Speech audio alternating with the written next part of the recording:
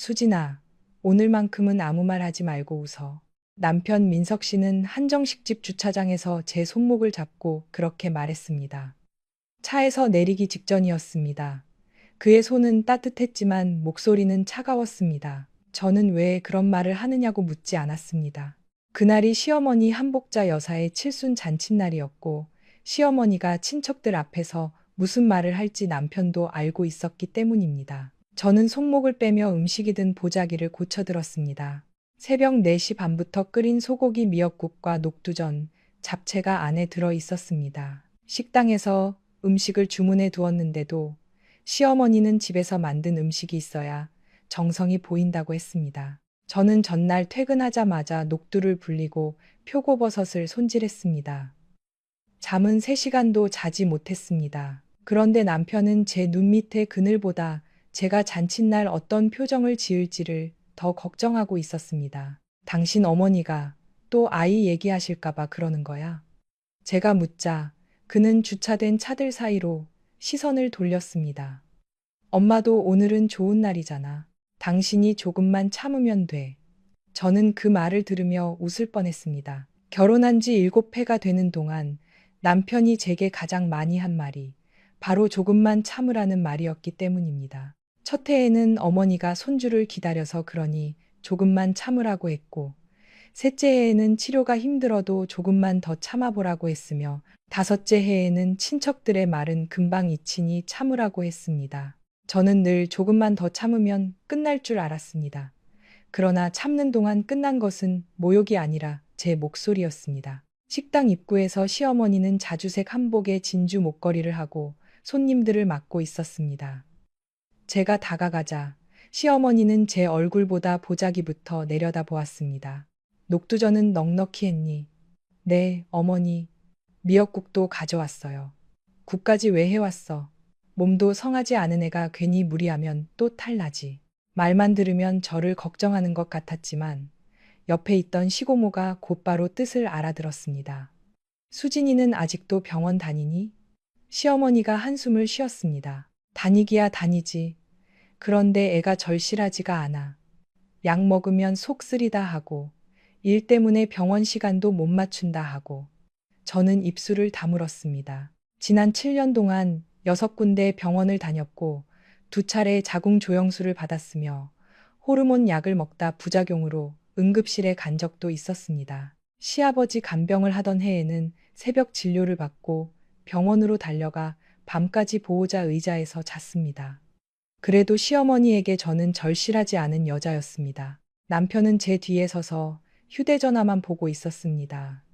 시고모가 요즘은 남자도 같이 검사한다더라고 말하자 시어머니의 표정이 순식간에 굳었습니다. 우리 집안 남자들은 그런 문제 없어. 민석이 아버지도 결혼하고 바로 애 가졌고 집안에 자식 귀한 사람이 한 명도 없었어. 민석 씨는 그 말을 듣고도 아무 반응을 보이지 않았습니다. 저는 그때 그의 오른손 엄지가 왼손 검지 손톱 밑을 긁고 있는 것을 보았습니다. 남편은 불안하거나 거짓말을 할 때마다 그 버릇이 나왔습니다. 저는 왜 그가 어머니의 말 앞에서 불안해하는지 물어야 했습니다. 하지만 그때는 그저 또 제 편을 들지 못해 미안한가 보다 생각했습니다. 우리가 들어간 온돌방에는 이미 친척 20명 가까이가 모여 있었습니다. 저는 시어머니 옆자리를 피하고 가장 끝에 앉았습니다. 가까이 앉으면 물을 따르고 접시를 옮기는 동안 질문이 계속될 것이고 끝자리라면 적어도 음식을 먹는 척하며 고개를 숙일 수 있었습니다. 식당 직원이 다른 방에서 쓰던 어린이용 나무 의자를 잠시 제 옆에 놓았습니다. 직원이 곧 치우려 하자 시어머니가 손을 들어 막았습니다. 그냥 두세요. 그러고는 빈 의자를 바라보며 웃었습니다. 저 자리에 앉을 애만 있었으면 내가 더 바랄 게 없겠다. 방 안에 어색한 웃음이 번졌습니다. 누군가는 저를 보지 않는 척했고 누군가는 제 배를 대놓고 훑었습니다. 시누이는 휴대전화로 자기 아들의 태권도 사진을 보여주었고 시어머니는 아이 얼굴을 확대해보며 집에 애가 있어야 사람 사는 냄새가 난다고 했습니다. 저는 시어머니 잔에 물을 따르다 손이 떨려 식탁보에 조금 흘렸습니다. 시어머니는 혀를 찼습니다. 수진이는 손도 차고 힘도 없어. 그러니까 애가 안 들어서지. 큰 시숙모가 제게 어느 병원에 다니느냐고 물었습니다. 저는 최근 검사에서는 특별한 이상이 없었다고 대답했습니다. 그리고 의사가 남편도 함께 검사를 받아야 한다고 했다는 말을 꺼내려 했습니다. 의사 선생님이 이번에는 민석 씨도 같이. 그 순간 남편이 낮은 목소리로 제 말을 끊었습니다. 수진아, 오늘 그런 얘기까지 해야겠어? 방 안이 조용해졌습니다. 저는 남편을 바라보았습니다. 그의 표정에는 저를 걱정하는 마음보다 제가 분위기를 망칠까봐 곤란해하는 기색이 더 짙었습니다. 제가 먼저 꺼낸 게 아니잖아요. 목구멍까지 올라온 말이었지만 입 밖으로 나오지 않았습니다. 어린 시절 명절마다 딸만 둘 낳았다는 말을 듣던 제 어머니가 떠올랐습니다. 어머니는 친척들이 모두 밥을 먹고 난 뒤 부엌에 남아 식은 전과 밥을 드셨습니다. 제가 왜 아무 말도 하지 않느냐고 묻자 어머니는 말해봐야 집안 분위기만 망친다고 했습니다. 저는 그 말이 싫었습니다. 그런데 저도 어느새 분위기를 지키기 위해 제 마음을 숨기는 사람이 되어 있었습니다. 저는 젖은 식탁볼을 냅킨으로 닦으며 조용히 고개를 숙였습니다. 식사가 중반쯤 되었을 때 시어머니는 친척들에게 제가 병원 치료를 성실히 받지 않아 아이가 생기지 않는다고 다시 말했습니다. 요즘 여자들은 몸보다 일을 먼저 생각하잖아. 나이도 있는데 직장을 그만두고 애부터 가져야지. 저는 구립도서관 계약직으로 일하고 있었습니다. 결혼 전에는 정규직 전환 대상이었지만 시아버지가 암 진단을 받으면서 심사를 포기했습니다. 남편은 은행 승진 시험을 준비하고 있었고 시누이는 아이가 어려 병원에 자주 갈 수 없다고 했습니다. 결국 시아버지의 항암 치료 일정과 입원 수속 식사를 가장 많이 챙긴 사람은 저였습니다. 시아버지가 돌아가신 뒤 다시 정규직에 도전하고 싶었지만 시어머니는 이제 아이를 가질 때라며 반대했습니다. 저는 가족을 위해 기회를 미뤘는데도 이를 놓지 못해 임신하지 못한 여자라는 말을 듣고 있었습니다. 남편은 고기 한 점을 접시에 옮기며 아무 말도 하지 않았습니다. 저는 더는 앉아있기 힘들어 화장실에 다녀오겠다고 했습니다. 방을 나서자마자 숨이 막혀 복도 벽에 잠시 기대었습니다. 손바닥은 차갑고 목 안쪽은 바짝 말라 있었습니다. 화장실 거울 속 제 얼굴은 새벽에 화장할 때보다 훨씬 늙어 보였습니다. 저는 44이었습니다. 결혼했을 때는 37이었고 그때는 아이가 없는 사실이 제 모든 가치를 판단하는 기준이 될 줄 몰랐습니다. 첫 해에는 모두가 좋은 소식을 기다린다고 했고 둘째 해에는 병원에 가보라고 했으며 셋째 해부터는 제가 무언가를 잘못하고 있다고 말했습니다. 시어머니는 제 생리 날짜를 물었고 냉장고에 찬물을 버렸으며 제가 마시는 커피까지 세어보았습니다. 남편은 어머니가 걱정해서 그러는 것이라고 했습니다. 저는 거울 앞에서 입술을 다시 바르고 웃는 표정을 연습했습니다. 오늘만큼은 아무 말 하지 말고, 수진아, 오늘만큼은 아무 말 하지 말고 웃어. 남편 민석 씨는 한정식집 주차장에서 제 손목을 잡고 그렇게 말했습니다. 차에서 내리기 직전이었습니다. 그의 손은 따뜻했지만 목소리는 차가웠습니다. 저는 왜 그런 말을 하느냐고 묻지 않았습니다. 그날이 시어머니 한복자 여사의 칠순 잔칫날이었고 시어머니가 친척들 앞에서 무슨 말을 할지 남편도 알고 있었기 때문입니다. 저는 손목을 빼며 음식이든 보자기를 고쳐들었습니다. 새벽 4시 반부터 끓인 소고기 미역국과 녹두전, 잡채가 안에 들어 있었습니다. 식당에서 음식을 주문해 두었는데도 시어머니는 집에서 만든 음식이 있어야 정성이 보인다고 했습니다. 저는 전날 퇴근하자마자 녹두를 불리고 표고버섯을 손질했습니다. 잠은 3시간도 자지 못했습니다. 그런데 남편은 제 눈 밑의 그늘보다 제가 잔칫날 어떤 표정을 지을지를 더 걱정하고 있었습니다. 당신 어머니가 또 아이 얘기하실까봐 그러는 거야? 제가 묻자 그는 주차된 차들 사이로 시선을 돌렸습니다. 엄마도 오늘은 좋은 날이잖아. 당신이 조금만 참으면 돼. 저는 그 말을 들으며 웃을 뻔했습니다. 결혼한 지 7회가 되는 동안 남편이 제게 가장 많이 한 말이 바로 조금만 참으라는 말이었기 때문입니다. 첫 해에는 어머니가 손주를 기다려서 그러니 조금만 참으라고 했고, 셋째 해에는 치료가 힘들어도 조금만 더 참아보라고 했으며, 다섯째 해에는 친척들의 말은 금방 잊히니 참으라고 했습니다. 저는 늘 조금만 더 참으면 끝날 줄 알았습니다. 그러나 참는 동안 끝난 것은 모욕이 아니라 제 목소리였습니다. 식당 입구에서 시어머니는 자주색 한복에 진주 목걸이를 하고 손님들을 맞고 있었습니다.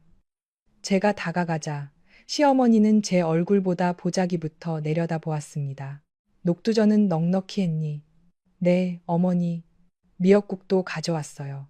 국까지 왜 해왔어? 몸도 성하지 않은 애가 괜히 무리하면 또 탈나지. 말만 들으면 저를 걱정하는 것 같았지만 옆에 있던 시고모가 곧바로 뜻을 알아들었습니다. 수진이는 아직도 병원 다니니? 시어머니가 한숨을 쉬었습니다. 다니기야 다니지. 그런데 애가 절실하지가 않아. 약 먹으면 속 쓰리다 하고 일 때문에 병원 시간도 못 맞춘다 하고 저는 입술을 다물었습니다. 지난 7년 동안 6군데 병원을 다녔고 2차례 자궁 조영수를 받았으며 호르몬 약을 먹다 부작용으로 응급실에 간 적도 있었습니다. 시아버지 간병을 하던 해에는 새벽 진료를 받고 병원으로 달려가 밤까지 보호자 의자에서 잤습니다. 그래도 시어머니에게 저는 절실하지 않은 여자였습니다. 남편은 제 뒤에 서서 휴대전화만 보고 있었습니다. 시고모가 요즘은 남자도 같이 검사한다더라고 말하자 시어머니의 표정이 순식간에 굳었습니다. 우리 집안 남자들은 그런 문제 없어. 민석이 아버지도 결혼하고 바로 애 가졌고 집안에 자식 귀한 사람이 한 명도 없었어. 민석 씨는 그 말을 듣고도 아무 반응을 보이지 않았습니다. 저는 그때 그의 오른손 엄지가 왼손 검지 손톱 밑을 긁고 있는 것을 보았습니다. 남편은 불안하거나 거짓말을 할 때마다 그 버릇이 나왔습니다. 저는 왜 그가 어머니의 말 앞에서 불안해하는지 물어야 했습니다. 하지만 그때는 그저 또 제 편을 들지 못해 미안한가 보다 생각했습니다. 우리가 들어간 온돌방에는 이미 친척 20명 가까이가 모여 있었습니다. 저는 시어머니 옆자리를 피하고 가장 끝에 앉았습니다.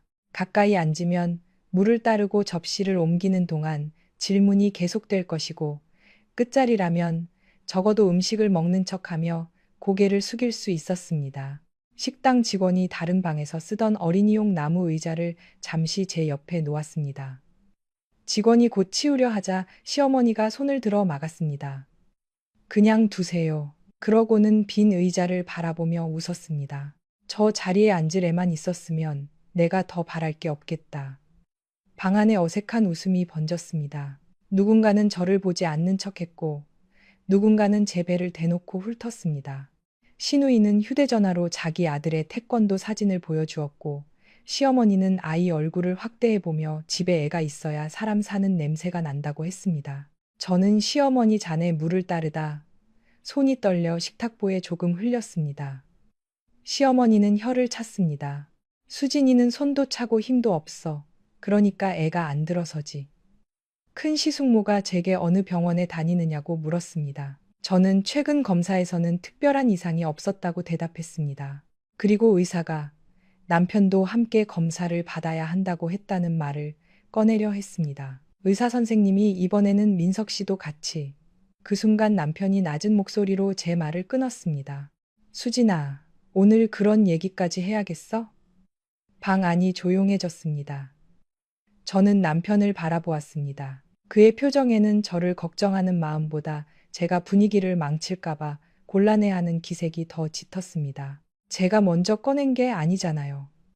목구멍까지 올라온 말이었지만 입 밖으로 나오지 않았습니다. 어린 시절 명절마다 딸만 둘 낳았다는 말을 듣던 제 어머니가 떠올랐습니다. 어머니는 친척들이 모두 밥을 먹고 난 뒤 부엌에 남아 식은 전과 밥을 드셨습니다. 제가 왜 아무 말도 하지 않느냐고 묻자 어머니는 말해봐야 집안 분위기만 망친다고 했습니다. 저는 그 말이 싫었습니다. 그런데 저도 어느새 분위기를 지키기 위해 제 마음을 숨기는 사람이 되어 있었습니다. 저는 젖은 식탁보를 냅킨으로 닦으며 조용히 고개를 숙였습니다. 식사가 중반쯤 되었을 때 시어머니는 친척들에게 제가 병원 치료를 성실히 받지 않아 아이가 생기지 않는다고 다시 말했습니다. 요즘 여자들은 몸보다 일을 먼저 생각하잖아. 나이도 있는데 직장을 그만두고 애부터 가져야지. 저는 구립도서관 계약직으로 일하고 있었습니다. 결혼 전에는 정규직 전환 대상이었지만 시아버지가 암 진단을 받으면서 심사를 포기했습니다. 남편은 은행 승진 시험을 준비하고 있었고 시누이는 아이가 어려 병원에 자주 갈 수 없다고 했습니다. 결국 시아버지의 항암 치료 일정과 입원 수속 식사를 가장 많이 챙긴 사람은 저였습니다. 시아버지가 돌아가신 뒤 다시 정규직에 도전하고 싶었지만 시어머니는 이제 아이를 가질 때라며 반대했습니다. 저는 가족을 위해 기회를 미뤘는데도 이를 놓지 못해 임신하지 못한 여자라는 말을 듣고 있었습니다. 남편은 고기 한 점을 접시에 옮기며 아무 말도 하지 않았습니다.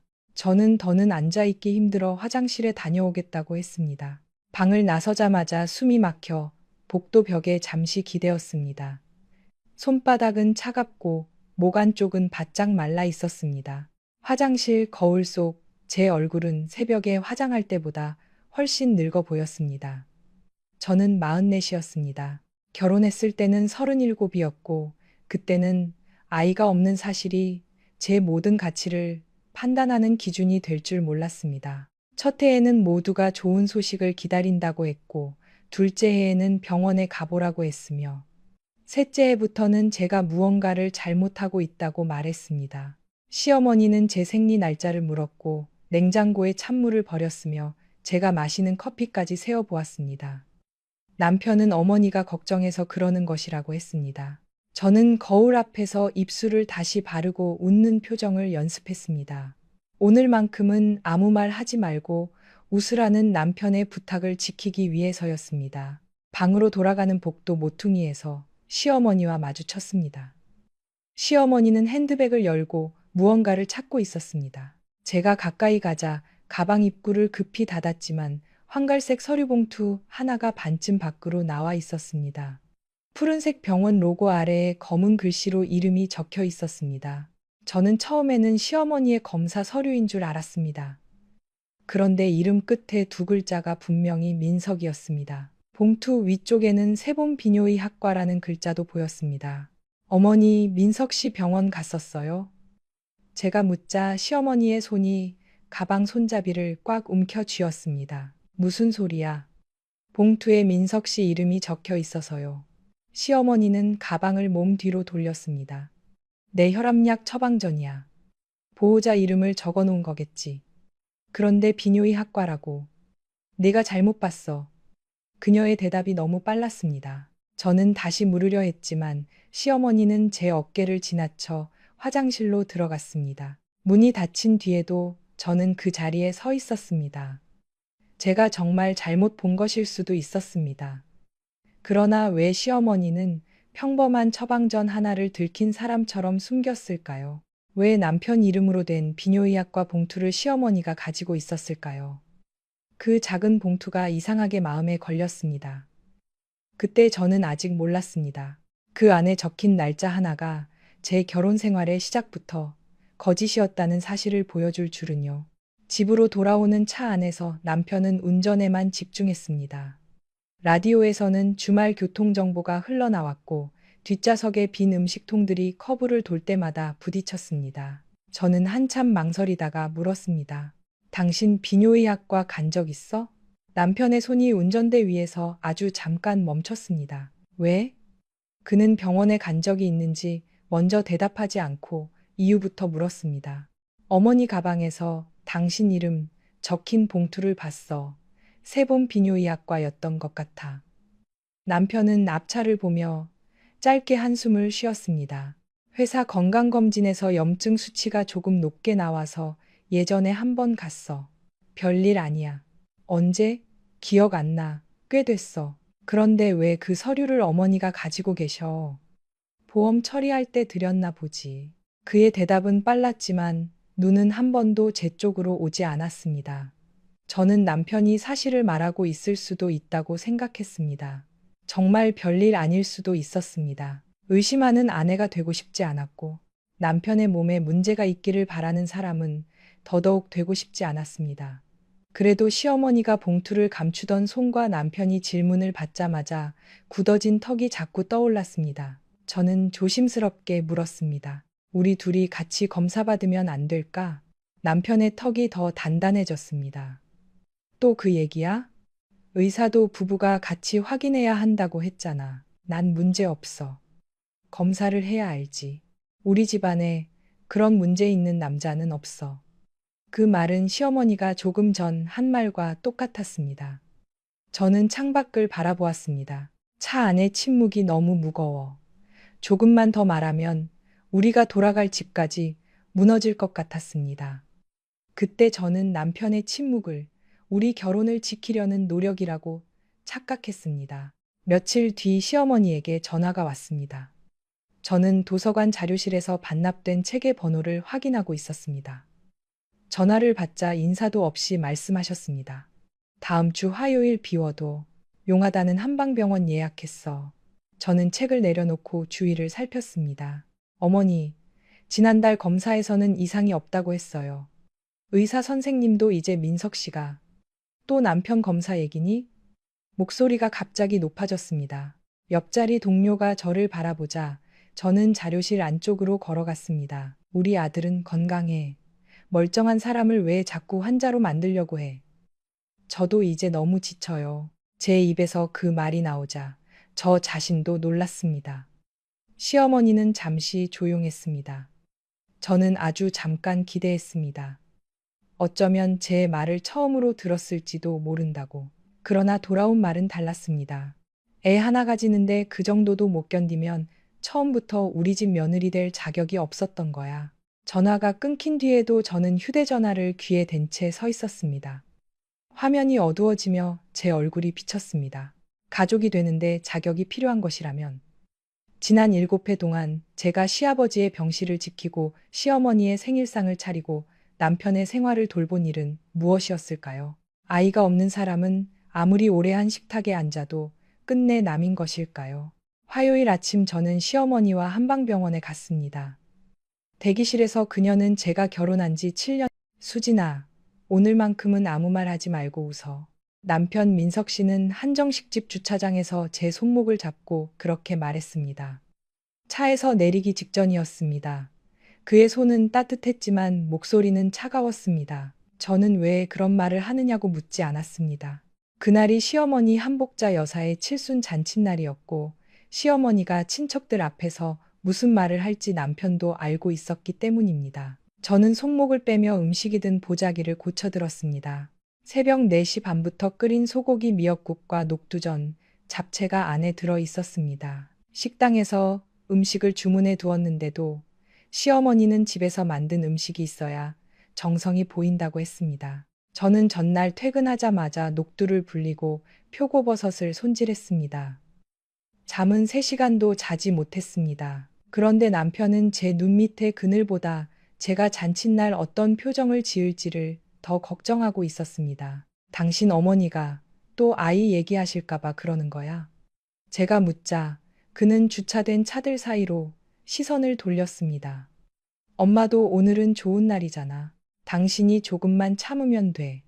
저는 그 말을 들으며 웃을 뻔했습니다. 결혼한 지 7해가 되는 동안 남편이 제게 가장 많이 한 말이 바로 조금만 참으라는 말이었기 때문입니다. 첫 해에는 어머니가 손주를 기다려서 그러니 조금만 참으라고 했고, 셋째 해에는 치료가 힘들어도 조금만 더 참아보라고 했으며, 5째 해에는 친척들의 말은 금방 잊히니 참으라고 했습니다. 저는 늘 조금만 더 참으면 끝날 줄 알았습니다. 그러나 참는 동안 끝난 것은 모욕이 아니라 제 목소리였습니다. 식당 입구에서 시어머니는 자주색 한복에 진주 목걸이를 하고 손님들을 맞고 있었습니다. 제가 다가가자 시어머니는 제 얼굴보다 보자기부터 내려다 보았습니다. 녹두전은 넉넉히 했니? 네, 어머니. 미역국도 가져왔어요. 국까지 왜 해왔어? 몸도 성하지 않은 애가 괜히 무리하면 또 탈나지. 말만 들으면 저를 걱정하는 것 같았지만 옆에 있던 시고모가 곧바로 뜻을 알아들었습니다.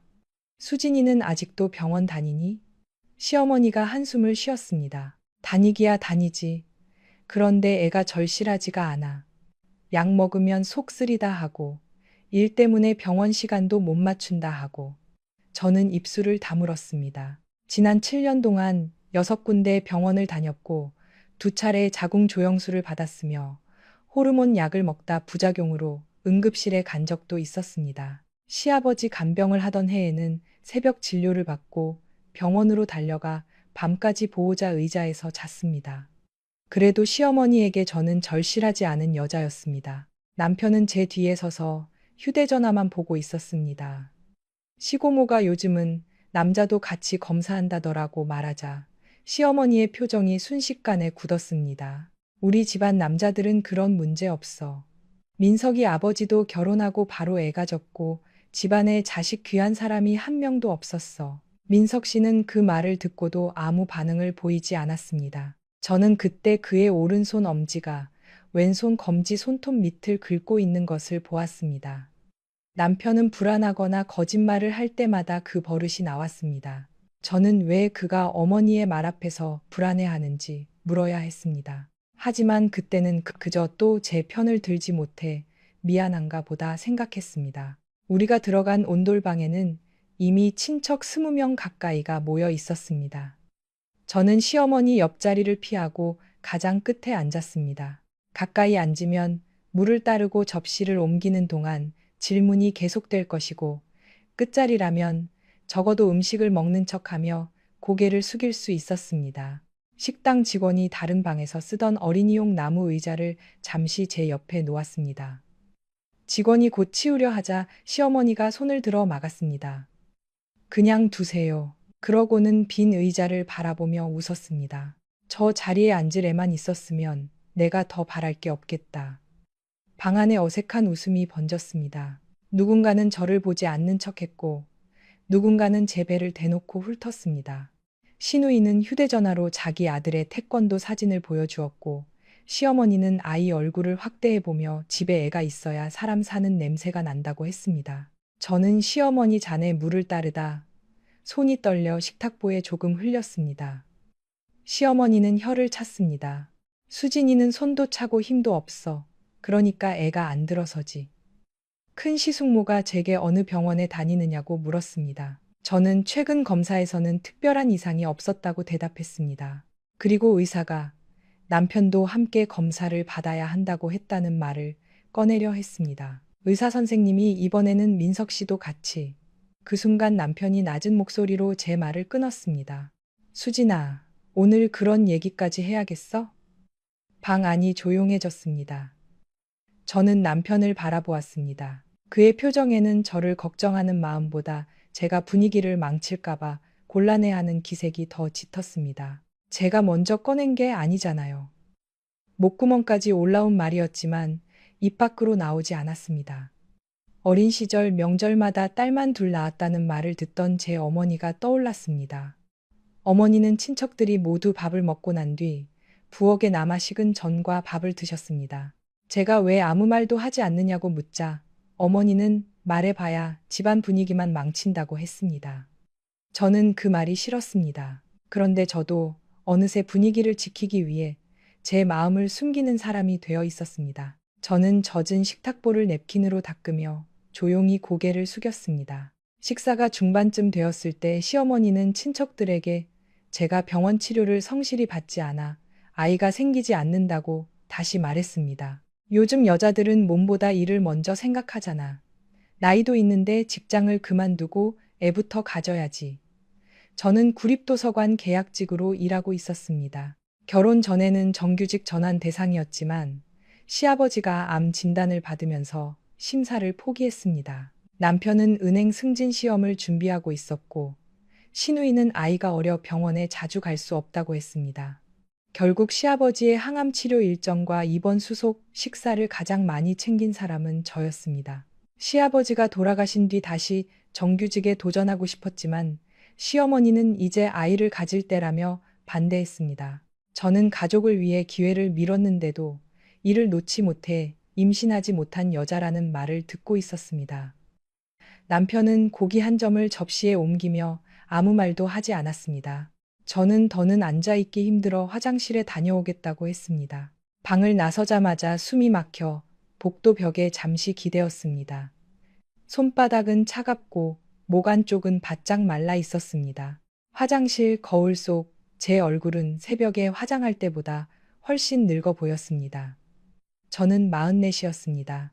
결혼했을 때는 37이었고 그때는 아이가 없는 사실이 제 모든 가치를 판단하는 기준이 될 줄 몰랐습니다. 첫 해에는 모두가 좋은 소식을 기다린다고 했고 둘째 해에는 병원에 가보라고 했으며 셋째 해부터는 제가 무언가를 잘못하고 있다고 말했습니다. 시어머니는 제 생리 날짜를 물었고 냉장고에 찬물을 버렸으며 제가 마시는 커피까지 세어보았습니다. 남편은 어머니가 걱정해서 그러는 것이라고 했습니다. 저는 거울 앞에서 입술을 다시 바르고 웃는 표정을 연습했습니다. 오늘만큼은 아무 말 하지 말고 웃으라는 남편의 부탁을 지키기 위해서였습니다. 방으로 돌아가는 복도 모퉁이에서 시어머니와 마주쳤습니다. 시어머니는 핸드백을 열고 무언가를 찾고 있었습니다. 제가 가까이 가자 가방 입구를 급히 닫았지만 황갈색 서류봉투 하나가 반쯤 밖으로 나와 있었습니다. 푸른색 병원 로고 아래에 검은 글씨로 이름이 적혀 있었습니다. 저는 처음에는 시어머니의 검사 서류인 줄 알았습니다. 그런데 이름 끝에 두 글자가 분명히 민석이었습니다. 봉투 위쪽에는 세봄 비뇨의 학과라는 글자도 보였습니다. 어머니, 민석 씨 병원 갔었어요? 제가 묻자 시어머니의 손이 가방 손잡이를 꽉 움켜 쥐었습니다. 무슨 소리야? 봉투에 민석 씨 이름이 적혀 있어서요. 시어머니는 가방을 몸 뒤로 돌렸습니다. 내 혈압약 처방전이야. 보호자 이름을 적어 놓은 거겠지. 그런데 비뇨의 학과라고. 내가 잘못 봤어. 그녀의 대답이 너무 빨랐습니다. 저는 다시 물으려 했지만 시어머니는 제 어깨를 지나쳐 화장실로 들어갔습니다. 문이 닫힌 뒤에도 저는 그 자리에 서 있었습니다. 제가 정말 잘못 본 것일 수도 있었습니다. 그러나 왜 시어머니는 평범한 처방전 하나를 들킨 사람처럼 숨겼을까요? 왜 남편 이름으로 된 비뇨의학과 봉투를 시어머니가 가지고 있었을까요? 그 작은 봉투가 이상하게 마음에 걸렸습니다. 그때 저는 아직 몰랐습니다. 그 안에 적힌 날짜 하나가 제 결혼 생활의 시작부터 거짓이었다는 사실을 보여줄 줄은요.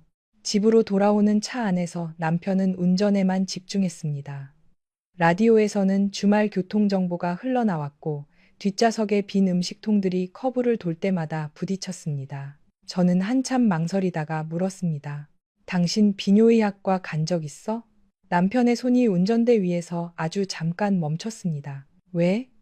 그는 병원에 간 적이 있는지 먼저 대답하지 않고 이유부터 물었습니다. 어머니 가방에서 당신 이름 적힌 봉투를 봤어. 세봄 비뇨의학과였던 것 같아. 남편은 앞차를 보며 짧게 한숨을 쉬었습니다. 회사 건강검진에서 염증 수치가 조금 높게 나와서 예전에 한 번 갔어. 별일 아니야. 언제? 기억 안 나. 꽤 됐어. 그런데 왜 그 서류를 어머니가 가지고 계셔? 보험 처리할 때 드렸나 보지. 그의 대답은 빨랐지만 눈은 한 번도 제 쪽으로 오지 않았습니다. 저는 남편이 사실을 말하고 있을 수도 있다고 생각했습니다. 정말 별일 아닐 수도 있었습니다. 의심하는 아내가 되고 싶지 않았고 남편의 몸에 문제가 있기를 바라는 사람은 더더욱 되고 싶지 않았습니다. 그래도 시어머니가 봉투를 감추던 손과 남편이 질문을 받자마자 굳어진 턱이 자꾸 떠올랐습니다. 저는 조심스럽게 물었습니다. 우리 둘이 같이 검사받으면 안 될까? 남편의 턱이 더 단단해졌습니다. 또 그 얘기야? 의사도 부부가 같이 확인해야 한다고 했잖아. 난 문제 없어. 검사를 해야 알지. 우리 집안에 그런 문제 있는 남자는 없어. 그 말은 시어머니가 조금 전 한 말과 똑같았습니다. 저는 창밖을 바라보았습니다. 차 안의 침묵이 너무 무거워. 조금만 더 말하면 우리가 돌아갈 집까지 무너질 것 같았습니다. 그때 저는 남편의 침묵을 우리 결혼을 지키려는 노력이라고 착각했습니다. 며칠 뒤 시어머니에게 전화가 왔습니다. 저는 도서관 자료실에서 반납된 책의 번호를 확인하고 있었습니다. 전화를 받자 인사도 없이 말씀하셨습니다. 다음 주 화요일 비워도 용하다는 한방병원 예약했어. 저는 책을 내려놓고 주위를 살폈습니다. 어머니, 지난달 검사에서는 이상이 없다고 했어요. 의사 선생님도 이제 민석 씨가 또 남편 검사 얘기니? 목소리가 갑자기 높아졌습니다. 옆자리 동료가 저를 바라보자 저는 자료실 안쪽으로 걸어갔습니다. 우리 아들은 건강해. 멀쩡한 사람을 왜 자꾸 환자로 만들려고 해. 저도 이제 너무 지쳐요. 제 입에서 그 말이 나오자 저 자신도 놀랐습니다. 시어머니는 잠시 조용했습니다. 저는 아주 잠깐 기대했습니다. 어쩌면 제 말을 처음으로 들었을지도 모른다고. 그러나 돌아온 말은 달랐습니다. 애 하나 가지는데 그 정도도 못 견디면 처음부터 우리 집 며느리 될 자격이 없었던 거야. 전화가 끊긴 뒤에도 저는 휴대전화를 귀에 댄 채 서 있었습니다. 화면이 어두워지며 제 얼굴이 비쳤습니다. 가족이 되는데 자격이 필요한 것이라면 지난 7해 동안 제가 시아버지의 병실을 지키고 시어머니의 생일상을 차리고 남편의 생활을 돌본 일은 무엇이었을까요? 아이가 없는 사람은 아무리 오래 한 식탁에 앉아도 끝내 남인 것일까요? 화요일 아침 저는 시어머니와 한방병원에 갔습니다. 대기실에서 그녀는 제가 결혼한 지 7년이 됐는데 아이가 없다며 큰 소리로 말했습니다. 우리 아들은 아무 문제 없어요. 며느리가 몸이 차서 그렇지. 진료실에서 원장은 최근 검사에 특별한 이상이 없다면 남편도 정액 검사를 받아야 한다고 했습니다. 시어머니는 즉시 몸을 앞으로 내밀었습니다. 우리 아들은 군대도 현역으로 다녀왔고 집안에도 그런 남자 없습니다. 원장이 겉보기 건강과 생식 능력은 다르다고 설명했지만 듣지 않았습니다. 엘리베이터 문이 닫히자 제 팔을 잡고 낮게 말했습니다. 앞으로 어디 가서 민석이 검사 얘기 꺼내지 마. 왜요? 남자가 그런 검사 받는 게 얼마나 수치스러운 일인지 몰라? 저는 지난 7년 동안 몇 번이나 검사 받았는데요. 여자하고 남자가 같니? 거울 속 얼굴은 분노보다 두려움에 가까웠습니다. 저는 처음으로 그녀가 검사를 두려워하는 것이 아니라 검사로 무언가가 드러나는 일을 두려워한다고 생각했습니다. 그날 저녁 남편에게 병원 이야기를 했습니다. 그는 넥타이를 풀며 피곤한 표정을 지었습니다. 당신도 엄마 말에 일일이 반응하지 마. 의사 선생님도 당신 검사 받아야 한대. 난 전에 받았다고 했잖아. 염증 검사 말고 난임 검사.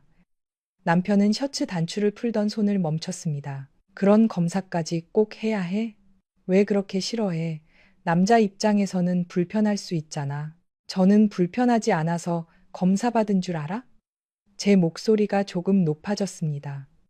남편은 한숨을 쉬며 소파에 앉았습니다. 수진아, 우리 요즘 대화만 하면 이 얘기야. 나도 회사에서 힘들어. 저는 그 말을 듣고 다시 입을 다물었습니다. 남편은 제가 문제를 꺼낼 때마다 자신의 피곤함을 앞에 놓았습니다. 그의 피곤함이 나타나면 제 고통은 늘 뒤로 밀렸습니다. 저는 저녁상을 차렸고 남편은 아무 일도 없었던 것처럼 밥을 먹었습니다. 식사 중에 그는 다음 달 인사평가 이야기를 했고 저는 반찬을 그의 앞에 밀어주었습니다. 우리 사이에는 묻지 못한 질문이 앉아 있었지만 둘 다 보지 않는 척했습니다. 며칠 뒤 시어머니의 무릎 수술 날짜가 정해졌고 저는 입원 준비를 도우러 시댁에 갔습니다. 현관에서 신발을 벗다가 거실에서 제 이름이 나오는 것을 듣고 멈췄습니다. 수진이가 자꾸 당신도 검사 받으라고 한다며 시어머니가 말했습니다. 남편이 낮게 대답했습니다. 어머니가 그 봉투를 왜 들고 다니셨어요? 제 손끝이 차가워졌습니다. 보험 서류 찾다가 섞인 거야. 내가 알아서 할 테니까 넌 입 다물고 있어. 이제는 더 숨기기 힘들어요. 남편의 목소리는 지쳐 있었습니다. 시어머니가 더 낮게 말했습니다. 수진이가 그걸 보면 가만히 있지 않을 거야. 법무사 말대로 먼저 정리해야 해. 이번에도 내 이름 나오면 다 끝난다. 이번에도 라는 단어가 머릿속에 박혔습니다. 두 사람은 제가 모르는 일을 오래전부터 함께 알고 있었고 제가 알기 전에 무언가를 정리하려 했습니다. 지금 들어가 따져 묻고 싶었지만 제 손에는 증거가 없었습니다. 제가 들은 말을 부정하고 저를 예민한 사람으로 만들 것이 뻔했습니다. 저는 일부러 문손잡이를 크게 돌렸습니다. 거실에서 의자가 급히 끌리는 소리가 났습니다. 저 왔어요. 제가 평소처럼 들어가자 시어머니는 서류를 서랍에 넣었고 남편은 제가 어디까지 들었는지 확인하듯 바라보았습니다. 언제 왔어? 방금. 저는 처음으로 모르는 척 거짓말했습니다. 이번 가방을 싸는 동안 저는 필요한 물건을 하나씩 물었습니다. 잠옷과 미끄럼 방지 양말, 복용약, 보험증. 시어머니는 제가 핸드백에 손을 댈까봐 가방을 무릎 가까이 끌어당겼습니다. 식탁 위에는 수술 안내문과 함께 법무사 사무실 명함이 놓여 있었습니다. 상속 부동산 이혼 합의 전문이라는 문구가 보였습니다. 저는 안내문을 정리하는 척하며 명함을 휴대전화로 찍었습니다. 시어머니가 방에서 나오자 곧바로 화면을 껐습니다. 뭐하니? 입원할 때 보호자 서명할 곳이 있나 봤어요. 그녀는 종이를 제 손에서 빼앗았습니다. 그건 민석이가 할 거야. 너는 직장이나 가. 시아버지가 입원했을 때는 아들이 바쁘다며 저를 불렀던 사람이 이제는 아들이 있는데 며느리가 왜 나서느냐고 했습니다. 필요할 때는 가족이었고 진실 가까이 다가가면 남이었습니다. 버스 안에서 법무사 명함을 검색하니 사무실은 협의 이혼과 재산 분할 상담을 주로 맡고 있었습니다. 집에 돌아온 저는 지난 7년의 병원 서류를 날짜 순으로 펼쳤습니다. 첫 번째부터 다섯 번째 병원까지 배우자 정액 검사 권고가 반복되어 있었습니다. 그때마다 남편은 은행 감사, 독감, 남자로서의 불편함을 이유로 미뤘고 저는 그들의 확신 때문에 제 몸을 의심했습니다. 그러나 서류 속 의사들은 한 번도 제게 원인이 있다고 단정하지 않았습니다. 저를 문제 있는 사람으로 만든 것은 병원이 아니라 가족이었습니다. 결혼 준비 때의 통장 사본도 찾았습니다. 결혼식을 한 달쯤 앞두고 남편은 지방 출장을 간다고 했지만 그 기간 세보미원에서 17만 원을 결제했습니다. 병원은 출장지가 아니라 서울 외곽에 있었습니다. 다음 날에는 시어머니 카드로 같은 건물 약국에서 결제한 기록도 있었습니다.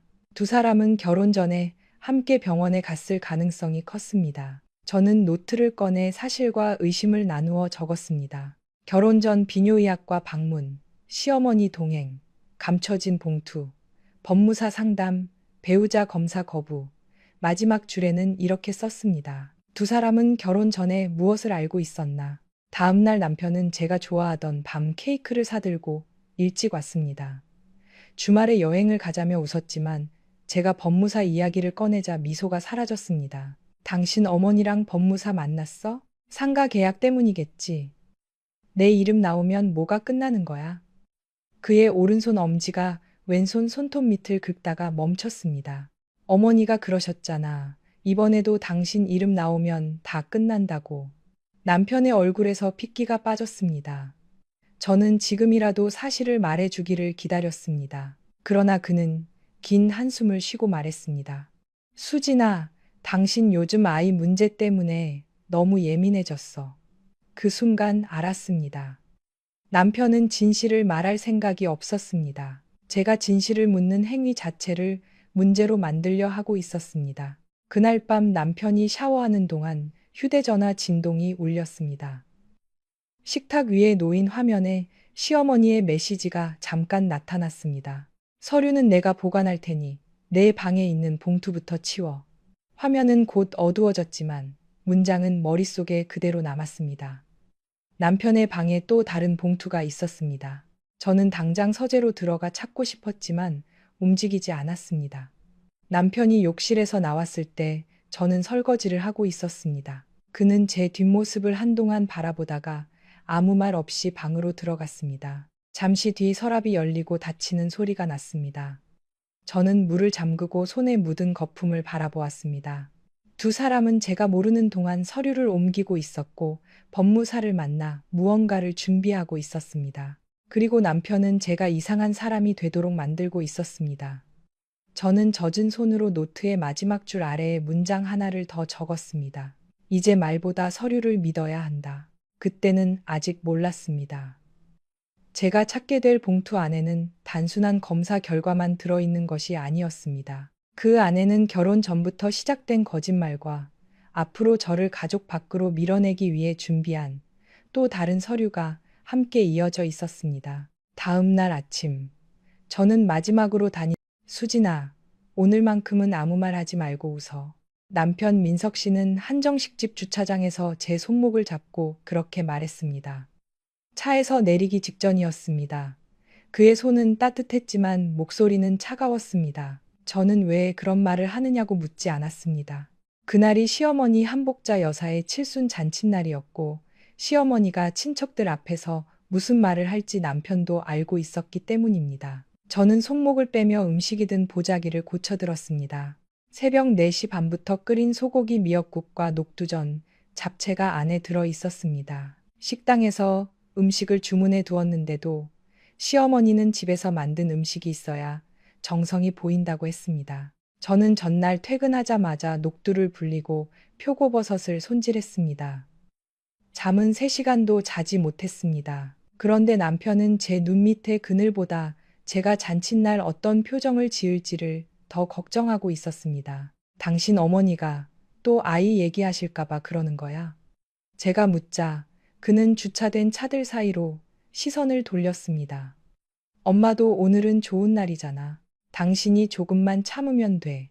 저는 그 말을 들으며 웃을 뻔했습니다. 결혼한 지 7회가 되는 동안 남편이 제게 가장 많이 한 말이 바로 조금만 참으라는 말이었기 때문입니다. 첫 해에는 어머니가 손주를 기다려서 그러니 조금만 참으라고 했고, 셋째 해에는 치료가 힘들어도 조금만 더 참아보라고 했으며, 다섯째 해에는 친척들의 말은 금방 잊히니 참으라고 했습니다. 저는 늘 조금만 더 참으면 끝날 줄 알았습니다. 그러나 참는 동안 끝난 것은 모욕이 아니라 제 목소리였습니다. 식당 입구에서 시어머니는 자주색 한복에 진주 목걸이를 하고 손님들을 맞고 있었습니다. 제가 다가가자 시어머니는 제 얼굴보다 보자기부터 내려다 보았습니다. 녹두전은 넉넉히 했니? 네, 어머니. 미역국도 가져왔어요. 국까지 왜 해왔어? 몸도 성하지 않은 애가 괜히 무리하면 또 탈나지. 말만 들으면 저를 걱정하는 것 같았지만 옆에 있던 시고모가 곧바로 뜻을 알아들었습니다. 수진이는 아직도 병원 다니니? 시어머니가 한숨을 쉬었습니다. 다니기야 다니지. 그런데 애가 절실하지가 않아. 약 먹으면 속 쓰리다 하고 일 때문에 병원 시간도 못 맞춘다 하고 저는 입술을 다물었습니다. 지난 7년 동안 6군데 병원을 다녔고 2차례 자궁 조영수를 받았으며 호르몬 약을 먹다 부작용으로 응급실에 간 적도 있었습니다. 시아버지 간병을 하던 해에는 새벽 진료를 받고 병원으로 달려가 밤까지 보호자 의자에서 잤습니다. 그래도 시어머니에게 저는 절실하지 않은 여자였습니다. 남편은 제 뒤에 서서 휴대전화만 보고 있었습니다. 시고모가 요즘은 남자도 같이 검사한다더라고 말하자 시어머니의 표정이 순식간에 굳었습니다. 우리 집안 남자들은 그런 문제 없어. 민석이 아버지도 결혼하고 바로 애 가졌고 집안에 자식 귀한 사람이 한 명도 없었어. 민석 씨는 그 말을 듣고도 아무 반응을 보이지 않았습니다. 저는 그때 그의 오른손 엄지가 왼손 검지 손톱 밑을 긁고 있는 것을 보았습니다. 남편은 불안하거나 거짓말을 할 때마다 그 버릇이 나왔습니다. 저는 왜 그가 어머니의 말 앞에서 불안해하는지 물어야 했습니다. 하지만 그때는 그저 또 제 편을 들지 못해 미안한가 보다 생각했습니다. 우리가 들어간 온돌방에는 이미 친척 20명 가까이가 모여 있었습니다. 저는 시어머니 옆자리를 피하고 가장 끝에 앉았습니다. 가까이 앉으면 물을 따르고 접시를 옮기는 동안 질문이 계속될 것이고 끝자리라면 적어도 음식을 먹는 척하며 고개를 숙일 수 있었습니다. 식당 직원이 다른 방에서 쓰던 어린이용 나무 의자를 잠시 제 옆에 놓았습니다. 직원이 곧 치우려 하자 시어머니가 손을 들어 막았습니다. 그냥 두세요. 그러고는 빈 의자를 바라보며 웃었습니다. 저 자리에 앉을 애만 있었으면 내가 더 바랄 게 없겠다. 방 안에 어색한 웃음이 번졌습니다. 누군가는 저를 보지 않는 척했고 누군가는 제 배를 대놓고 훑었습니다. 시누이는 휴대전화로 자기 아들의 태권도 사진을 보여주었고 시어머니는 아이 얼굴을 확대해보며 집에 애가 있어야 사람 사는 냄새가 난다고 했습니다. 저는 시어머니 잔에 물을 따르다 손이 떨려 식탁보에 조금 흘렸습니다. 시어머니는 혀를 찼습니다. 수진이는 손도 차고 힘도 없어. 그러니까 애가 안 들어서지. 큰 시숙모가 제게 어느 병원에 다니느냐고 물었습니다. 저는 최근 검사에서는 특별한 이상이 없었다고 대답했습니다. 그리고 의사가 남편도 함께 검사를 받아야 한다고 했다는 말을 꺼내려 했습니다. 의사 선생님이 이번에는 민석 씨도 같이. 그 순간 남편이 낮은 목소리로 제 말을 끊었습니다. 수진아, 오늘 그런 얘기까지 해야겠어? 방 안이 조용해졌습니다. 저는 남편을 바라보았습니다. 그의 표정에는 저를 걱정하는 마음보다 제가 분위기를 망칠까봐 곤란해하는 기색이 더 짙었습니다. 제가 먼저 꺼낸 게 아니잖아요. 목구멍까지 올라온 말이었지만 입 밖으로 나오지 않았습니다. 어린 시절 명절마다 딸만 둘 낳았다는 말을 듣던 제 어머니가 떠올랐습니다. 어머니는 친척들이 모두 밥을 먹고 난 뒤 부엌에 남아 식은 전과 밥을 드셨습니다. 제가 왜 아무 말도 하지 않느냐고 묻자 어머니는 말해봐야 집안 분위기만 망친다고 했습니다. 저는 그 말이 싫었습니다. 그런데 저도 어느새 분위기를 지키기 위해 제 마음을 숨기는 사람이 되어 있었습니다. 저는 젖은 식탁보를 냅킨으로 닦으며 조용히 고개를 숙였습니다. 식사가 중반쯤 되었을 때 시어머니는 친척들에게 제가 병원 치료를 성실히 받지 않아 아이가 생기지 않는다고 다시 말했습니다. 요즘 여자들은 몸보다 일을 먼저 생각하잖아. 나이도 있는데 직장을 그만두고 애부터 가져야지. 저는 구립도서관 계약직으로 일하고 있었습니다. 결혼 전에는 정규직 전환 대상이었지만 시아버지가 암 진단을 받으면서 심사를 포기했습니다. 남편은 은행 승진 시험을 준비하고 있었고 시누이는 아이가 어려 병원에 자주 갈 수 없다고 했습니다. 결국 시아버지의 항암 치료 일정과 입원 수속 식사를 가장 많이 챙긴 사람은 저였습니다. 시아버지가 돌아가신 뒤 다시 정규직에 도전하고 싶었지만 시어머니는 이제 아이를 가질 때라며 반대했습니다. 저는 가족을 위해 기회를 미뤘는데도 이를 놓지 못해 임신하지 못한 여자라는 말을 듣고 있었습니다. 남편은 고기 한 점을 접시에 옮기며 아무 말도 하지 않았습니다. 저는 더는 앉아있기 힘들어 화장실에 다녀오겠다고 했습니다. 방을 나서자마자 숨이 막혀 복도 벽에 잠시 기대었습니다. 손바닥은 차갑고 목 안쪽은 바짝 말라 있었습니다. 화장실 거울 속 제 얼굴은 새벽에 화장할 때보다 훨씬 늙어 보였습니다. 저는 44이었습니다. 결혼했을 때는 37이었고 그때는 아이가 없는 사실이 제 모든 가치를 판단하는 기준이 될 줄 몰랐습니다. 첫 해에는 모두가 좋은 소식을 기다린다고 했고 둘째 해에는 병원에 가보라고 했으며 셋째 해부터는 제가 무언가를 잘못하고 있다고 말했습니다. 시어머니는 제 생리 날짜를 물었고 냉장고에 찬물을 버렸으며 제가 마시는 커피까지 세어보았습니다. 남편은 어머니가 걱정해서 그러는 것이라고 했습니다. 저는 거울 앞에서 입술을 다시 바르고 웃는 표정을 연습했습니다. 오늘만큼은 아무 말 하지 말고 웃으라는 남편의 부탁을 지키기 위해서였습니다. 방으로 돌아가는 복도 모퉁이에서 시어머니와 마주쳤습니다. 시어머니는 핸드백을 열고 무언가를 찾고 있었습니다. 제가 가까이 가자 가방 입구를 급히 닫았지만 황갈색 서류봉투 하나가 반쯤 밖으로 나와 있었습니다. 푸른색 병원 로고 아래에 검은 글씨로 이름이 적혀 있었습니다. 저는 처음에는 시어머니의 검사 서류인 줄 알았습니다. 그런데 이름 끝에 두 글자가 분명히 민석이었습니다. 봉투 위쪽에는 세봄 비뇨의 학과라는 글자도 보였습니다. 어머니, 민석 씨 병원 갔었어요? 제가 묻자 시어머니의 손이 가방 손잡이를 꽉 움켜 쥐었습니다. 무슨 소리야? 봉투에 민석 씨 이름이 적혀 있어서요. 시어머니는 가방을 몸 뒤로 돌렸습니다. 내 혈압약 처방전이야. 보호자 이름을 적어 놓은 거겠지. 그런데 비뇨의 학과라고.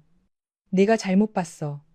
그녀의 대답이 너무 빨랐습니다. 저는 다시 물으려 했지만 시어머니는 제 어깨를 지나쳐 화장실로 들어갔습니다. 문이 닫힌 뒤에도 저는 그 자리에 서 있었습니다. 제가 정말 잘못 본 것일 수도 있었습니다. 그러나 왜 시어머니는 평범한 처방전 하나를 들킨 사람처럼 숨겼을까요? 왜 남편 이름으로 된 비뇨의약과 봉투를 시어머니가 가지고 있었을까요? 그 작은 봉투가 이상하게 마음에 걸렸습니다. 그때 저는 아직 몰랐습니다.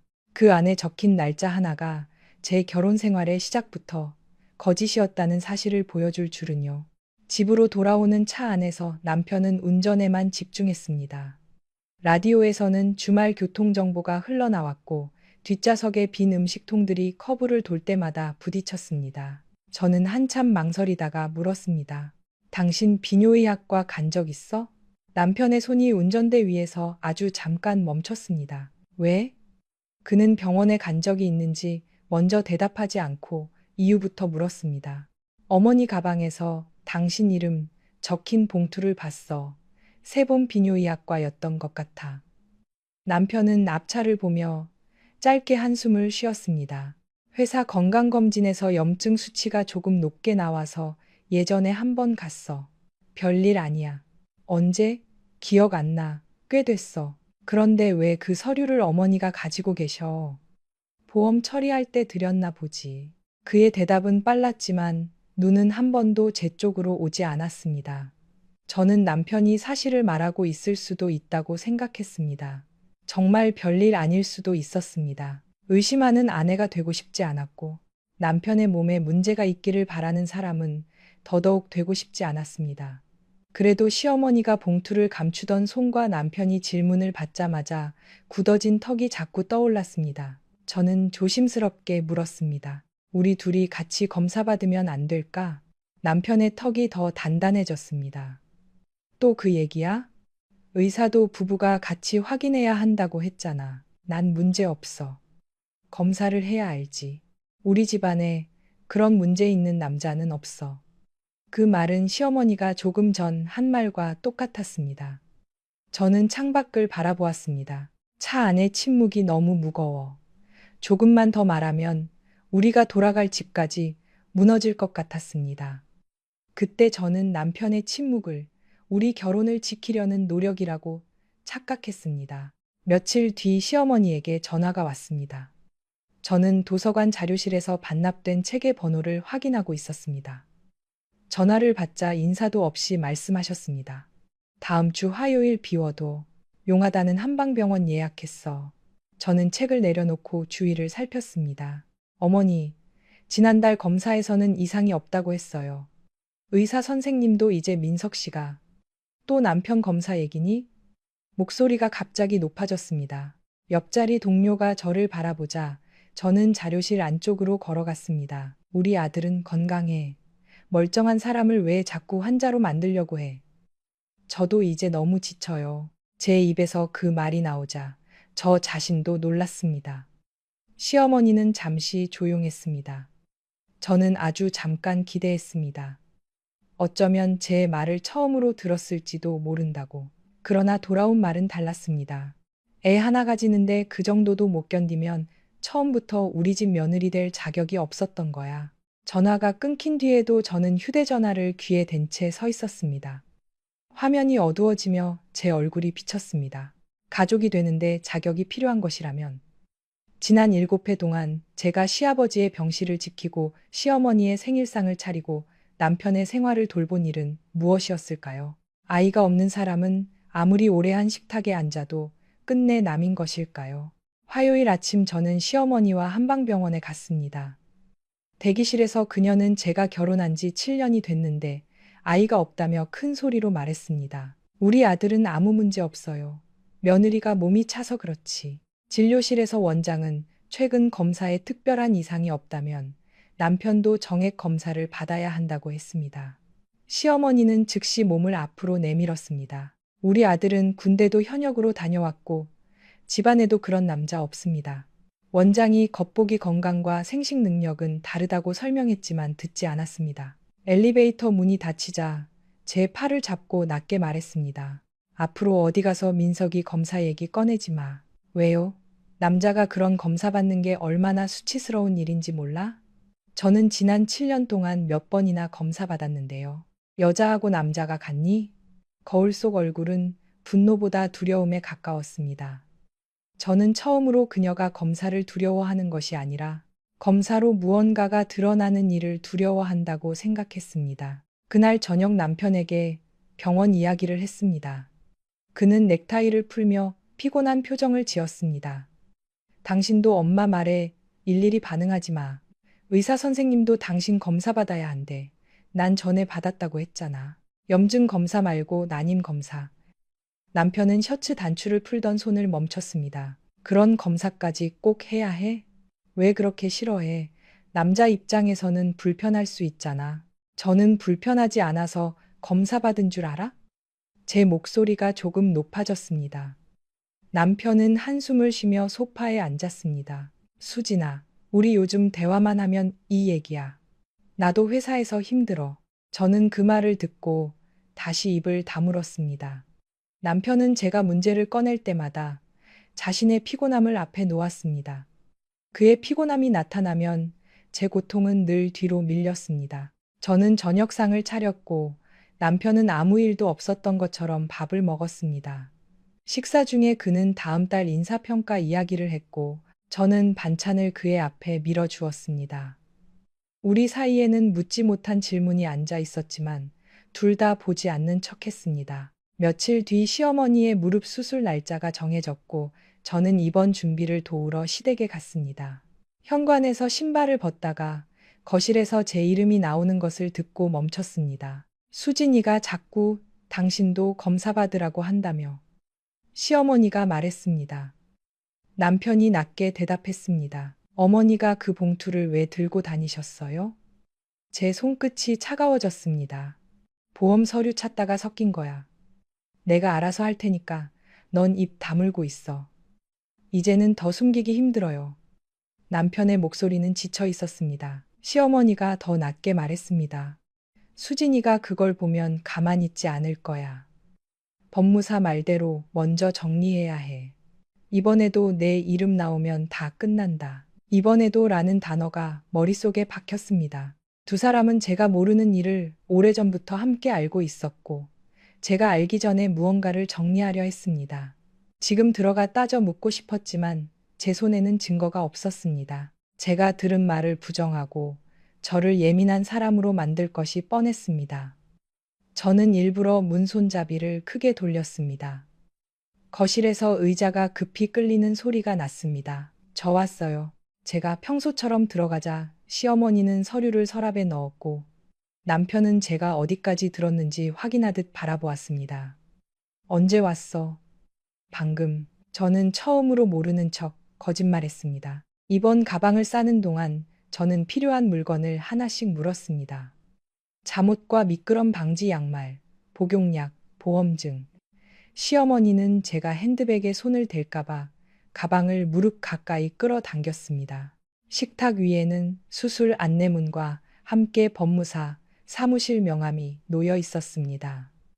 상속 부동산 이혼 합의 전문이라는 문구가 보였습니다. 저는 안내문을 정리하는 척하며 명함을 휴대전화로 찍었습니다. 시어머니가 방에서 나오자 곧 수진아, 오늘만큼은 아무 말 하지 말고 웃어. 남편 민석 씨는 한정식집 주차장에서 제 손목을 잡고 그렇게 말했습니다. 차에서 내리기 직전이었습니다. 그의 손은 따뜻했지만 목소리는 차가웠습니다. 저는 왜 그런 말을 하느냐고 묻지 않았습니다. 그날이 시어머니 한복자 여사의 칠순 잔칫날이었고 시어머니가 친척들 앞에서 무슨 말을 할지 남편도 알고 있었기 때문입니다. 저는 손목을 빼며 음식이 든 보자기를 고쳐들었습니다. 새벽 4시 반부터 끓인 소고기 미역국과 녹두전, 잡채가 안에 들어 있었습니다. 식당에서 음식을 주문해 두었는데도 시어머니는 집에서 만든 음식이 있어야 정성이 보인다고 했습니다. 저는 전날 퇴근하자마자 녹두를 불리고 표고버섯을 손질했습니다. 잠은 3시간도 자지 못했습니다. 그런데 남편은 제 눈 밑의 그늘보다 제가 잔칫날 어떤 표정을 지을지를 더 걱정하고 있었습니다. 당신 어머니가 또 아이 얘기하실까봐 그러는 거야? 제가 묻자 그는 주차된 차들 사이로 시선을 돌렸습니다. 엄마도 오늘은 좋은 날이잖아. 당신이 조금만 참으면 돼. 저는 그 말을 들으며 웃을 뻔했습니다. 결혼한 지 7회가 되는 동안 남편이 제게 가장 많이 한 말이 바로 조금만 참으라는 말이었기 때문입니다. 첫 해에는 어머니가 손주를 기다려서 그러니 조금만 참으라고 했고, 셋째 해에는 치료가 힘들어도 조금만 더 참아보라고 했으며, 다섯째 해에는 친척들의 말은 금방 잊히니 참으라고 했습니다. 저는 늘 조금만 더 참으면 끝날 줄 알았습니다. 그러나 참는 동안 끝난 것은 모욕이 아니라 제 목소리였습니다. 식당 입구에서 시어머니는 자주색 한복에 진주 목걸이를 하고 손님들을 맞고 있었습니다. 제가 다가가자 시어머니는 제 얼굴보다 보자기부터 내려다 보았습니다. 녹두전은 넉넉히 했니? 네, 어머니. 미역국도 가져왔어요. 국까지 왜 해왔어? 몸도 성하지 않은 애가 괜히 무리하면 또 탈나지. 말만 들으면 저를 걱정하는 것 같았지만 옆에 있던 시고모가 곧바로 뜻을 알아들었습니다. 수진이는 아직도 병원 다니니? 시어머니가 한숨을 쉬었습니다. 다니기야 다니지. 그런데 애가 절실하지가 않아. 약 먹으면 속 쓰리다 하고 일 때문에 병원 시간도 못 맞춘다 하고.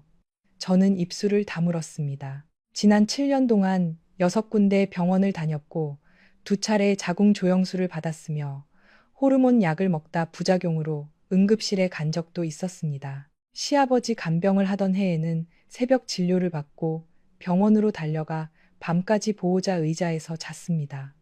그래도 시어머니에게 저는 절실하지 않은 여자였습니다. 남편은 제 뒤에 서서 휴대전화만 보고 있었습니다. 시고모가 요즘은 남자도 같이 검사한다더라고 말하자 시어머니의 표정이 순식간에 굳었습니다. 우리 집안 남자들은 그런 문제 없어.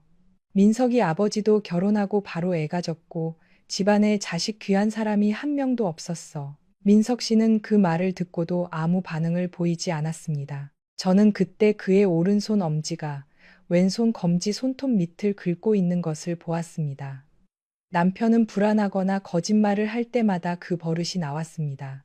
저는 왜 그가 어머니의 말 앞에서 불안해하는지 물어야 했습니다. 하지만 그때는 그저 또 제 편을 들지 못해 미안한가 보다 생각했습니다. 우리가 들어간 온돌방에는 이미 친척 20명 가까이가 모여 있었습니다. 저는 시어머니 옆자리를 피하고 가장 끝에 앉았습니다. 가까이 앉으면 물을 따르고 접시를 옮기는 동안 질문이 계속될 것이고 끝자리라면 적어도 음식을 먹는 척하며 고개를 숙일 수 있었습니다. 식당 직원이 다른 방에서 쓰던 어린이용 나무 의자를 잠시 제 옆에 놓았습니다. 직원이 곧 치우려 하자 시어머니가 손을 들어 막았습니다. 그냥 두세요. 그러고는 빈 의자를 바라보며 웃었습니다. 저 자리에 앉을 애만 있었으면 내가 더 바랄 게 없겠다. 방 안에 어색한 웃음이 번졌습니다. 누군가는 저를 보지 않는 척했고 누군가는 제 배를 대놓고 훑었습니다. 시누이는 휴대전화로 자기 아들의 태권도 사진을 보여주었고 시어머니는 아이 얼굴을 확대해보며 집에 애가 있어야 사람 사는 냄새가 난다고 했습니다. 저는 시어머니 잔에 물을 따르다 손이 떨려 식탁보에 조금 흘렸습니다. 시어머니는 혀를 찼습니다. 수진이는 손도 차고 힘도 없어. 그러니까 애가 안 들어서지. 큰 시숙모가 제게 어느 병원에 다니느냐고 물었습니다. 저는 최근 검사에서는 특별한 이상이 없었다고 대답했습니다. 그리고 의사가 남편도 함께 검사를 받아야 한다고 했다는 말을 꺼내려 했습니다. 의사 선생님이 이번에는 민석 씨도 같이. 그 순간 남편이 낮은 목소리로 제 말을 끊었습니다. 수진아, 오늘 그런 얘기까지 해야겠어? 방 안이 조용해졌습니다. 저는 남편을 바라보았습니다. 그의 표정에는 저를 걱정하는 마음보다 제가 분위기를 망칠까봐 곤란해하는 기색이 더 짙었습니다. 제가 먼저 꺼낸 게 아니잖아요. 목구멍까지 올라온 말이었지만 입 밖으로 나오지 않았습니다. 어린 시절 명절마다 딸만 둘 낳았다는 말을 듣던 제 어머니가 떠올랐습니다. 어머니는 친척들이 모두 밥을 먹고 난 뒤 부엌에 남아 식은 전과 밥을 드셨습니다. 제가 왜 아무 말도 하지 않느냐고 묻자 어머니는 말해봐야 집안 분위기만 망친다고 했습니다. 저는 그 말이 싫었습니다. 그런데 저도 어느새 분위기를 지키기 위해 제 마음을 숨기는 사람이 되어 있었습니다. 저는 젖은 식탁보를 냅킨으로 닦으며 조용히 고개를 숙였습니다. 식사가 중반쯤 되었을 때 시어머니는 친척들에게 제가 병원 치료를 성실히 받지 않아 아이가 생기지 않는다고 다시 말했습니다. 요즘 여자들은 몸보다 일을 먼저 생각하잖아. 나이도 있는데 직장을 그만두고 애부터 가져야지. 저는 구립도서관 계약직으로 일하고 있었습니다. 결혼 전에는 정규직 전환 대상이었지만 시아버지가 암 진단을 받으면서 심사를 포기했습니다. 남편은 은행 승진 시험을 준비하고 있었고 시누이는 아이가 어려 병원에 자주 갈 수 없다고 했습니다. 결국 시아버지의 항암 치료 일정과 입원 수속 식사를 가장 많이 챙긴 사람은 저였습니다. 시아버지가 돌아가신 뒤 다시 정규직에 도전하고 싶었지만 시어머니는 이제 아이를 가질 때라며 반대했습니다. 저는 가족을 위해 기회를 미뤘는데도 이를 놓지 못해 임신하지 못한 여자라는 말을 듣고 있었습니다. 남편은 고기 한 점을 접시에 옮기며 아무 말도 하지 않았습니다. 저는 더는 앉아있기 힘들어 화장실에 다녀오겠다고 했습니다. 방을 나서자마자 숨이 막혀 복도 벽에 잠시 기대었습니다. 손바닥은 차갑고 목 안쪽은 바짝 말라 있었습니다. 화장실 거울 속 제 얼굴은 새벽에 화장할 때보다 훨씬 늙어 보였습니다. 저는 44이었습니다. 결혼했을 때는 37이었고 그때는 아이가 없는 사실이 제 모든 가치를 판단하는 기준이 될 줄 몰랐습니다. 첫 해에는 모두가 좋은 소식을 기다린다고 했고 둘째 해에는 병원에 가보라고 했으며 셋째 해부터는 제가 무언가를 잘못하고 있다고 말했습니다. 시어머니는 제 생리 날짜를 물었고 냉장고에 찬물을 버렸으며 제가 마시는 커피까지 세어보았습니다. 남편은 어머니가 걱정해서 그러는 것이라고 했습니다. 저는 거울 앞에서 입술을 다시 바르고 웃는 표정을 연습했습니다. 오늘만큼은 아무 말 하지 말고 웃으라는 남편의 부탁을 지키기 위해서였습니다. 방으로 돌아가는 복도 모퉁이에서 시어머니와 마주쳤습니다. 시어머니는 핸드백을 열고 무언가를 찾고 있었습니다. 제가 가까이 가자 가방 입구를 급히 닫았지만 황갈색 서류 봉투 하나가 반쯤 밖으로 나와 있었습니다. 푸른색 병원 로고 아래에 검은 글씨로 이름이 적혀 있었습니다. 저는 처음에는 시어머니의 검사 서류인 줄 알았습니다. 그런데 이름 끝에 두 글자가 분명히 민석이었습니다. 봉투 위쪽에는 세봄 비뇨의 학과라는 글자도 보였습니다. 어머니, 민석 씨 병원 갔었어요? 제가 묻자 시어머니의 손이 수진아, 오늘만큼은 아무 말 하지 말고 웃어. 남편 민석 씨는 한정식집 주차장에서 제 손목을 잡고 그렇게 말했습니다. 차에서 내리기 직전이었습니다. 그의 손은 따뜻했지만 목소리는 차가웠습니다. 저는 왜 그런 말을 하느냐고 묻지 않았습니다. 그날이 시어머니 한복자 여사의 칠순 잔칫날이었고 시어머니가 친척들 앞에서 무슨 말을 할지 남편도 알고 있었기 때문입니다. 저는 손목을 빼며 음식이 든 보자기를 고쳐들었습니다. 새벽 4시 반부터 끓인 소고기 미역국과 녹두전, 잡채가 안에 들어 있었습니다. 식당에서 음식을 주문해 두었는데도 시어머니는 집에서 만든 음식이 있어야 정성이 보인다고 했습니다. 저는 전날 퇴근하자마자 녹두를 불리고 표고버섯을 손질했습니다. 잠은 3시간도 자지 못했습니다. 그런데 남편은 제 눈 밑의 그늘보다 제가 잔칫날 어떤 표정을 지을지를 더 걱정하고 있었습니다. 당신 어머니가 또 아이 얘기하실까봐 그러는 거야? 제가 묻자 그는 주차된 차들 사이로 시선을 돌렸습니다. 엄마도 오늘은 좋은 날이잖아. 당신이 조금만 참으면 돼. 저는 그 말을 들으며 웃을 뻔했습니다. 결혼한 지 7회가 되는 동안 남편이 제게 가장 많이 한 말이 바로 조금만 참으라는 말이었기 때문입니다. 첫 해에는 어머니가 손주를 기다려서 그러니 조금만 참으라고 했고 셋째 해에는 치료가 힘들어도 조금만 더 참아보라고 했으며 다섯째 해에는 친척들의 말은 금방 잊히니 참으라고 했습니다. 저는 늘 조금만 더 참으면 끝날 줄 알았습니다. 그러나 참는 동안 끝난 것은 모욕이 아니라 제 목소리였습니다. 식당 입구에서 시어머니는 자주색 한복에 진주 목걸이를 하고 손님들을 맞고 있었습니다. 제가 다가가자 시어머니는 제 얼굴보다 보자기부터 내려다 보았습니다. 녹두전은 넉넉히 했니? 네, 어머니. 미역국도 가져왔어요. 국까지 왜 해왔어? 몸도 성하지 않은 애가 괜히 무리하면 또 탈나지. 말만 들으면 저를 걱정하는 것 같았지만 옆에 있던 시고모가 곧바로 뜻을 알아들었습니다. 수진이는 아직도 병원 다니니? 시어머니가 한숨을 쉬었습니다. 다니기야 다니지. 그런데 애가 절실하지가 않아. 약 먹으면 속 쓰리다 하고 일 때문에 병원 시간도 못 맞춘다 하고 저는 입술을 다물었습니다. 지난 7년 동안 6군데 병원을 다녔고 2차례 자궁 조영수를 받았으며 호르몬 약을 먹다 부작용으로 응급실에 간 적도 있었습니다. 시아버지 간병을 하던 해에는 새벽 진료를 받고 병원으로 달려가 밤까지 보호자 의자에서 잤습니다.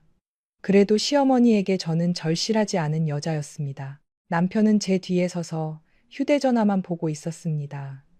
시고모가 요즘은 남자도 같이 검사한다더라고 말하자 시어머니의 표정이 순식간에 굳었습니다. 우리 집안 남자들은 그런 문제 없어. 민석이 아버지도 결혼하고 바로 애 가졌고 집안에 자식 귀한 사람이 한 명도 없었어. 민석 씨는 그 말을 듣고도 아무 반응을 보이지 않았습니다. 저는 그때 그의 오른손 엄지가 왼손 검지 손톱 밑을 긁고 있는 것을 보았습니다. 남편은 불안하거나 거짓말을 할 때마다 그 버릇이 나왔습니다.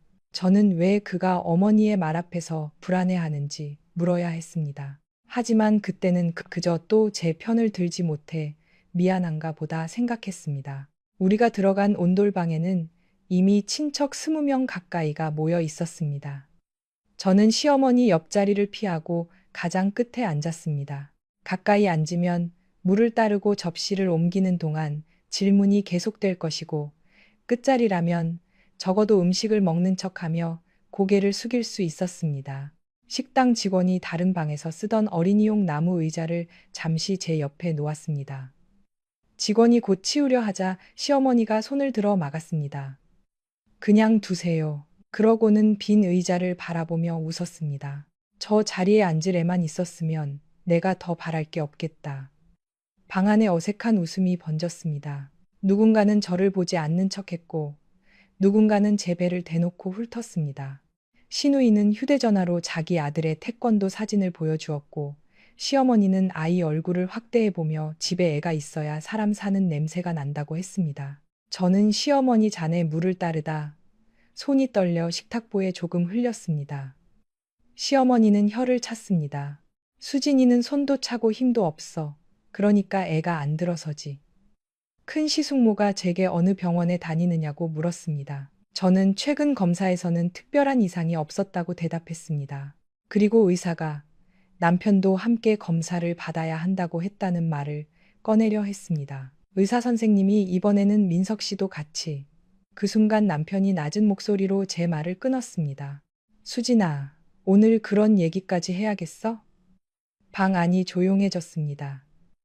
저는 남편을 바라보았습니다. 그의 표정에는 저를 걱정하는 마음보다 제가 분위기를 망칠까봐 곤란해하는 기색이 더 짙었습니다. 제가 먼저 꺼낸 게 아니잖아요. 목구멍까지 올라온 말이었지만 입 밖으로 나오지 않았습니다. 어린 시절 명절마다 딸만 둘 낳았다는 말을 듣던 제 어머니가 떠올랐습니다. 어머니는 친척들이 모두 밥을 먹고 난 뒤 부엌에 남아 식은 전과 밥을 드셨습니다. 제가 왜 아무 말도 하지 않느냐고 묻자 어머니는 말해봐야 집안 분위기만 망친다고 했습니다. 저는 그 말이 싫었습니다. 그런데 저도 어느새 분위기를 지키기 위해 제 마음을 숨기는 사람이 수진아, 오늘만큼은 아무 말 하지 말고 웃어. 남편 민석 씨는 한정식집 주차장에서 제 손목을 잡고 그렇게 말했습니다. 차에서 내리기 직전이었습니다. 그의 손은 따뜻했지만 목소리는 차가웠습니다. 저는 왜 그런 말을 하느냐고 묻지 않았습니다. 그날이 시어머니 한복자 여사의 칠순 잔칫날이었고 시어머니가 친척들 앞에서 무슨 말을 할지 남편도 알고 있었기 때문입니다. 저는 손목을 빼며 음식이 든 보자기를 고쳐들었습니다. 새벽 4시 반부터 끓인 소고기 미역국과 녹두전, 잡채가 안에 들어 있었습니다. 식당에서 음식을 주문해 두었는데도 시어머니는 집에서 만든 음식이 있어야 정성이 보인다고 했습니다. 저는 전날 퇴근하자마자 녹두를 불리고 표고버섯을 손질했습니다. 잠은 3시간도 자지 못했습니다. 그런데 남편은 제 눈 밑의 그늘보다 제가 잔칫날 어떤 표정을 지을지를 더 걱정하고 있었습니다. 당신 어머니가 또 아이 얘기하실까봐 그러는 거야? 제가 묻자 그는 주차된 차들 사이로 시선을 돌렸습니다. 엄마도 오늘은 좋은 날이잖아. 당신이 조금만 참으면 돼. 저는 그 말을 들으며 웃을 뻔했습니다. 결혼한 지 7회가 되는 동안 남편이 제게 가장 많이 한 말이 바로 조금만 참으라는 말이었기 때문입니다. 첫 해에는 어머니가 손주를 기다려서 그러니 조금만 참으라고 했고, 셋째 해에는 치료가 힘들어도 조금만 더 참아보라고 했으며, 다섯째 해에는 친척들의 말은 금방 잊히니 참으라고 했습니다. 저는 늘 조금만 더 참으면 끝날 줄 알았습니다. 그러나 참는 동안 끝난 것은 모욕이 아니라 제 목소리였습니다. 식당 입구에서 시어머니는 자주색 한복에 진주 목걸이를 하고 손님들을 맞고 있었습니다. 제가 다가가자 시어머니는 제 얼굴보다 보자기부터 내려다 보았습니다. 녹두전은 넉넉히 했니? 네, 어머니. 미역국도 가져왔어요. 국까지 왜 해왔어? 몸도 성하지 않은 애가 괜히 무리하면 또 탈나지. 말만 들으면 저를 걱정하는 것 같았지만 옆에 있던 시고모가 곧바로 뜻을 알아들었습니다. 수진이는 아직도 병원 다니니? 시어머니가 한숨을 쉬었습니다. 다니기야 다니지. 그런데 애가 절실하지가 않아.